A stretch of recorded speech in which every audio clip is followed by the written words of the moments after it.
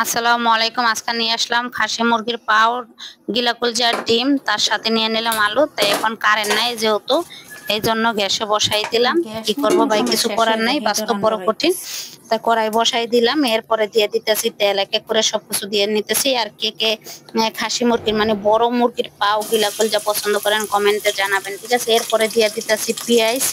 পেঁয়াজটা পেঁয়াজ দিয়ে একটু নাড়াচাড়া দিয়ে হালকা ভাজা হইলে তারপরে এক এক করে সব মশলা দিব, দেখতে থাকেন, আপনাদের ভালো লাগবে। আর এই সপ্তাহে খাসি মুরগির কলিজাটা আর ওই যে পাউটা খাইতে খুব আমার কাছে ভালো লাগে। আপনাদের কার কাছে কেমন লাগে কমেন্টে জানাবেন। তাই তারপরে দিয়ে দিলাম এই যে আদা, আদা দিয়ে দিলাম। এরপরে দিয়ে দিলাম হলুদ গুঁড়া, একটু হলুদ মরিচ আমি বেশিই খাই। মনিরের আর টাকা থুয়ে আপনাদের গেছে। কাছে যেমন ওই যে ঝাল, 500-1000 অনেকে টাকা ঝাল নিছিল যে পছন্দ করেন, আমি দোকানে কিন্তু দেওয়ার অনেক লেগে। ঝাল পছন্দ করি। তারপরে দিয়ে দিলাম মরিচ, দোকানে এরপর দিয়ে দিলাম ধইনা আর জিরা ফাঁকি দিয়ে সুন্দর করে এখন পানি দিয়ে সুন্দর করে কষাবো। এরপরে দিয়ে দেবো লবণ, কেননা যত কিছুই দেন লবণ যদি না দেন সবকিছুই আপনার বৃথা, ঠিক আছে।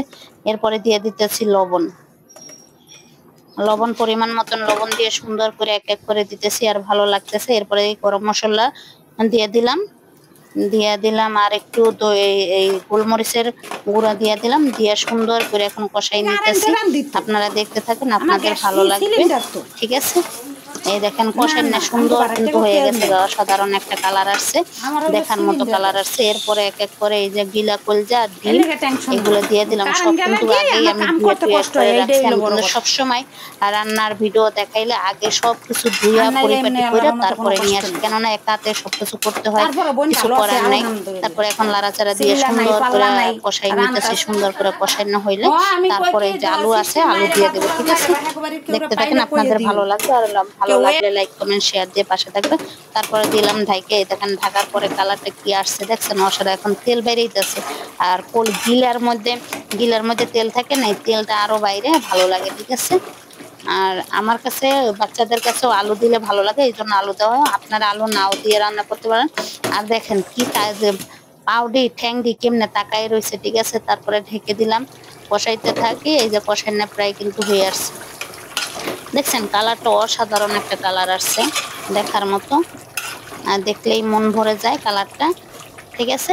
আর গিলা কলজাটি আমার কাছে ভালোই লাগে এই মুরগির। তারপরে এই যে আলু ধুয়ে রাখছি, এই আলু দিয়ে দিলাম। আলু দিয়ে এখন সুন্দর করে আবারও কষাবো। কষানোর পরে পানিটা বেশি দেবো, কেননা এই পাও সিদ্ধ হইতে একটু পানি বেশিই লাগে, এই জন্য পানিটা বেশি দেবো। একটু একটু পরে কষানোর পরে সুন্দর করে দেবো, দেখতে থাকেন, আপনাদের ভালো লাগবে। এই যে প্রায় কষাইনা কিন্তু প্রায় হয়ে আসছে আমার, দেখছেন কি সুন্দর একটা কালার আসছে, অসাধারণ কালার। আর কে কে খেতে পছন্দ করেন এই যে মুরগির গিলা কলজা, বড় মুরগির ওই যে খাসি মুরগি কয় না, পিস পিস করে যে কাটে কাইটারা বিক্রি করে সেই মুরগি, ঠিক আছে। এরপরে দিয়ে দিলাম একটু মানে পানিটা একটু বেশিই দিলাম, যেহেতু সিদ্ধ হইতে হইব আর খাসি মুরগি তো এই জন্য বেশিই দিলাম। আর দেখেন তেল এরপরও কিন্তু আবার বের চাল হয়েছে, টুকা এই যে কিনছেন দেখা। নাইলে যে কি তেল অবস্থাটা ছিল, হইতো, ওই তেলের চাল থেকে কিন্তু কিনেই না চর্বি কুলাইতো ছিল, কে। তেল বের হয়েছে দেখেন।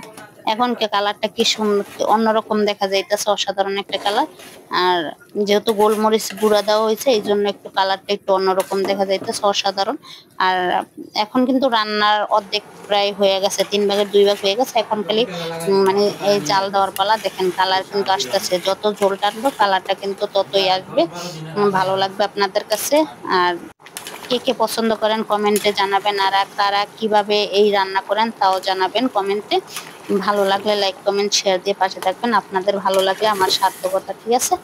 তা লাড়াচাড়া, সুন্দর লাড়াচাড়া দিয়ে নিতেছি, আর একটু অসাধারণ জোল একটা টানে, কালার আসছে বলার মতো, বেশি জল হলে খারাপ ঠিক হয়ে আছে। যাবে। এই যে দেখেন আর আলু দিছি, আর আমার ছেলে আর মেয়ের আলু হইলে আর কিছু লাগে না। দেখেন ঝোলটা কিন্তু টাইনে গেছে। এরপরে দিয়ে দিব, এটা হলো জিরার ফাঁকি, ঠিক আছে। জিরার ফাঁকিটা দিয়ে এখন সুন্দর করে আবার একটু লাড়াচাড়া দিয়ে 2-1 মিনিট জাল দিব, তারপর হয়ে যাবে, ঠিক আছে। আর একটু একটু ঝোল ঝোল রাখবো, যেহেতু আলু দেওয়া হয়েছে এই জন্য একটু ঝোল ঝোল রাখবো। অতটাও শুকনো করব না আর অতটাও ঝোল রাখবো না, আর একটু টানবে তাহলে হয়ে যাবে গা, দেখার মতো। আর রান্নাটা কেমন হয়েছে কমেন্টে সবাই জানাবেন, আর ভালো লাগলে লাইক কমেন্ট শেয়ার দিয়ে পাশে থাকবেন। আর রান্নাটা এ পর্যন্তই আজকের মতো, ভালো লাগলে লাইক কমেন্ট শেয়ার করে দিবেন, আর কেমন হয়েছে তাও মতামত জানাবেন। ভালো থাকবেন, আল্লাহ হাফেজ।